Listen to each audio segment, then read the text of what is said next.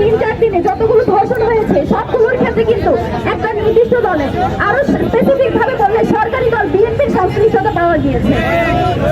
এই সংশ্লিষ্টতা পাওয়ার পরে আমরা যেরকম আগে দেখতাম ব্যক্তি চাই কোনো সংগঠন দিবে না, সেই ধরনের ভূমিকায় তারা আবার অবতীর্ণ হয়েছে। আপনারা দেখেন এই যে একটা দল তাদের সকল দায় ব্যক্তির উপর দিয়ে নিজস্ব যে দায় সেটা যে সরিয়ে দিচ্ছে, এই যে সে ধর্ষণ করে সেই ক্ষমতা সেই অনাথ হিসেবে এসে তার দল সরকারে আছে বলে এটাকে তারা অস্বীকার করে নিজেদের দায় যদি ছেড়ে ফেলতে চায় তাহলে কিন্তু আমরা সেটা মেনে নিব না।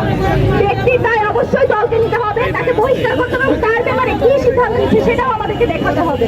যদি তারা এটা না পারে তাহলে তারা বলুক জনগণ আন্দোলন সংগ্রামের মাধ্যমে তাদের যে ন্যায্য অধিকার, তাদের যে বিচার পাওয়ার অধিকার সেটা তারা আদায় করেনি, সেটাও তারা করতে দিবে না। মব বলে নাকি মব বলে আন্দোলন, যত ধরনের আন্দোলন সংগ্রাম সবগুলোকে তারা মব আখ্যা দিবে, কিন্তু নিজেরা যখন করবে সেটা হয়ে যায় বিক্ষোভ।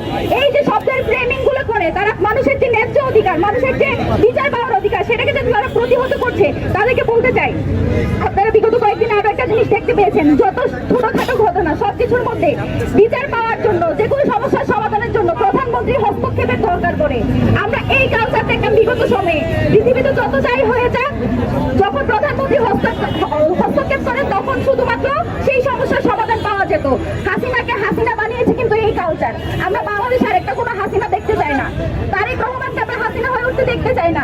এই ব্যাপারে তারেক রহমান কি সিদ্ধান্ত নিয়েছেন সেটা আমরা জানতে চাই, এবং এই ব্যাপারে যতগুলো ধর্ষণ হয়েছে সেই ধর্ষণের ব্যাপারে জিরো টলারেন্স সেই সরকার ঘোষণা করবে বলে আমরা তাদের উপর আশ্বাস রাখতে চাই, বিশ্বাস রাখতে চাই। ধন্যবাদ সকলকে।